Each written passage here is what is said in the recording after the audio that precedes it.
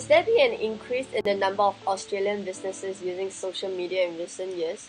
If yes, how successful do you think the average company is harnessing its potential?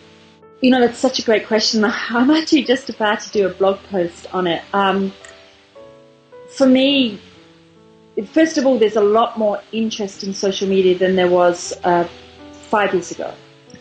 So I've been teaching classes and I've been consulting regularly, and 5 years ago, about the most people would ever want to do is let's have a coffee and talk about it. So they weren't interested in hiring a consultant, they weren't interested in doing a campaign, they wanted free information for a coffee. Things have changed, thank goodness, otherwise, because woman does not live on coffee alone, okay? So things have changed, which is great. I've got a diagram, and I'm happy to send that to you. I believe that there are about 7 stages to go from shallow to deep social media engagement. And stage number 1 is usually, well, first of all, stage 0 is where a company is completely oblivious. I've heard of Facebook, don't know anything about it, not interested. Fine. I think stage 1 is often where companies block everything straight away. So the initial reaction is, how do we stop customers from talking about us? How do we stop negative comments? How do we make sure our copyright is protected and they don't use our logos online? So they're not thinking about customers distributing to customers, they're thinking stopping customers. And typical things here would be an organization that has social media guidelines that tell you you're not allowed to go online, you're not allowed to have a Twitter account, all the you're not allowed to ones. So that's the most shallow of awareness of social media in an organization. I think the next level up is monitoring. And this is where most Australian companies are at the moment. When I ask them what your social media strategy is, they say, we're monitoring.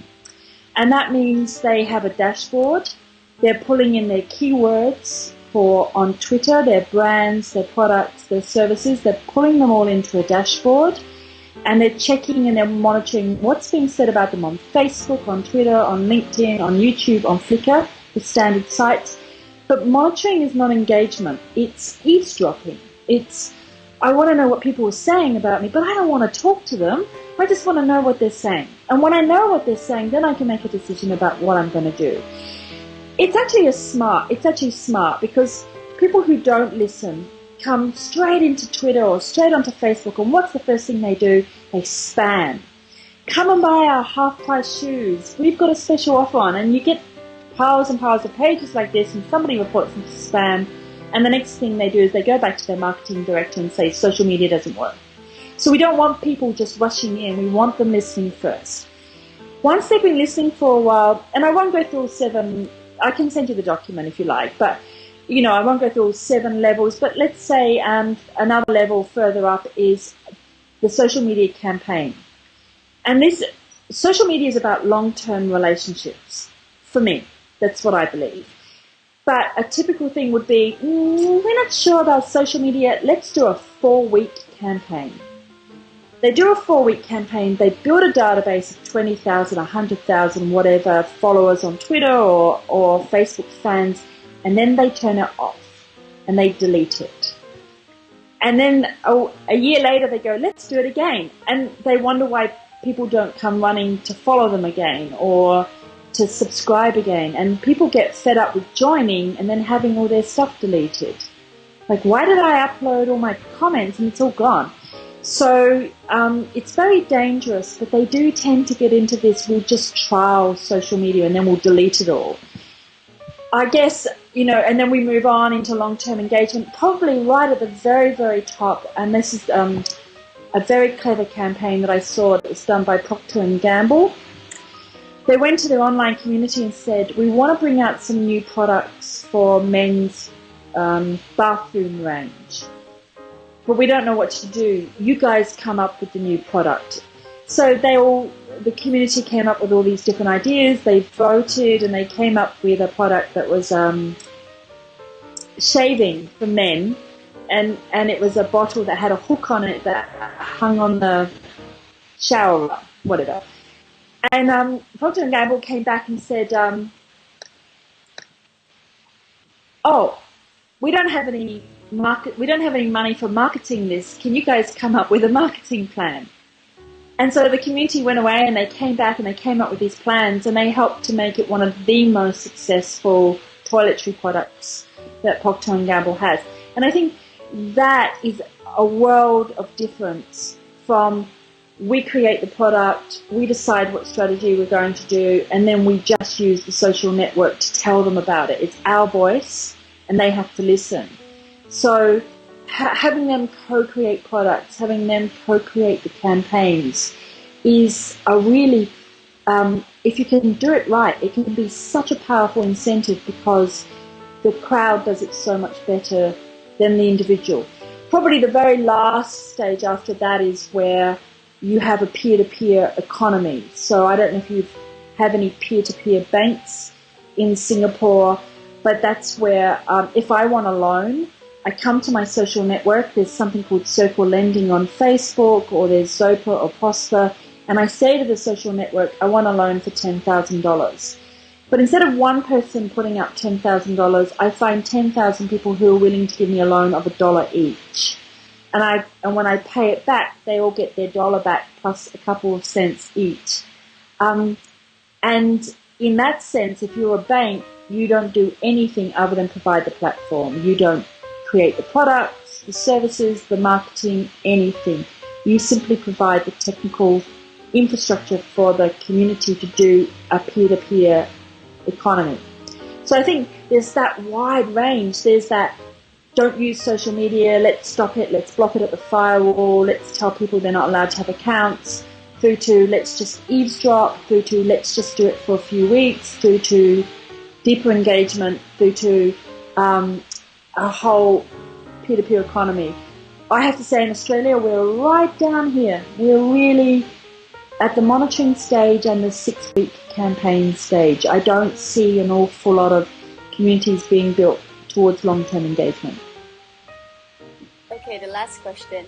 How important is it for organizations to partake in crisis management in the social media scene, especially when it comes to managing reputational crisis in the company? It is the most important thing that they have to do.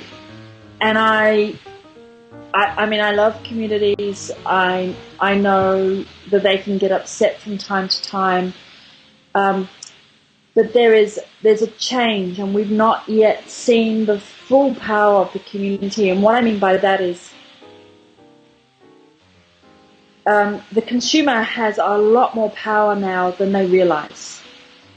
And the consumer's not yet getting together to really force changes in companies. They did with Dell and Dell Hell. I'm sure you've looked at the Dell Hell case study. And in the end, Dell went from ignoring it through to, you better look at this, through to making massive changes. And they now, I think they now sponsor Dell Hell so that they can get first-hand information on the sentiment of their brands in the marketplace. One of the things that companies are still questioning because they're in the monitoring stage is, what is the ROI? What's the return on investment of social media marketing? What they're not asking, and they should be asking, is what's the COI? What's the cost of inaction of not becoming involved in what's going on? So, you know, sometimes the attitude is, oh, just ignore it. Everybody online are just idiots and crazy people. So no, seriously, I've heard that from the global head of a big electronics company. And I think his term was, they're all nut jobs. So he wasn't interested at all in using social media marketing online. If you saw an incorrect blog post and you worked for Apple, you're not allowed to correct it. You're not allowed to go on the blog and say, no, it's wrong. And it cost them $4.6 billion market cap a few years ago when an incorrect blog post came out on Engadget, which is a very well-respected technology blog. So I think not having crisis communication in place, not having a good understanding about how it can affect, it's not trivial. It's not just, oh, well, they'll forget about it tomorrow and we'll keep selling our product. It can affect your share price, your stock.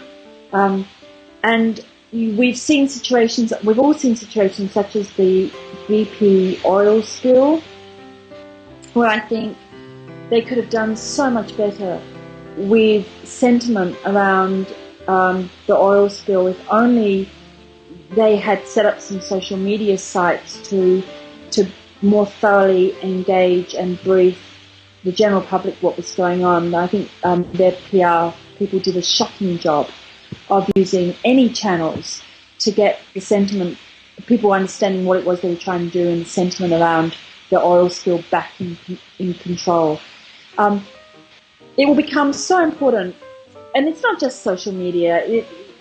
In Australia, it's climate. In Brazil, it's the rainforest. Every country has these corporate, should we say corporate karma issues. Whether you're a Brazilian company and you've been chopping down rainforests, or whether you're an Australian company and you've got a huge carbon footprint, all of this is going to create anti-communities in the future, anti-brand communities. And it's not just you have IKEA there, don't you? IKEA. There's an IHateIKEA.com and Del Hell and those sort of things. So yeah, I think there's going to be big anti-brand communities in the future, and PR is really important. Okay, thank you, Laura, for the interview.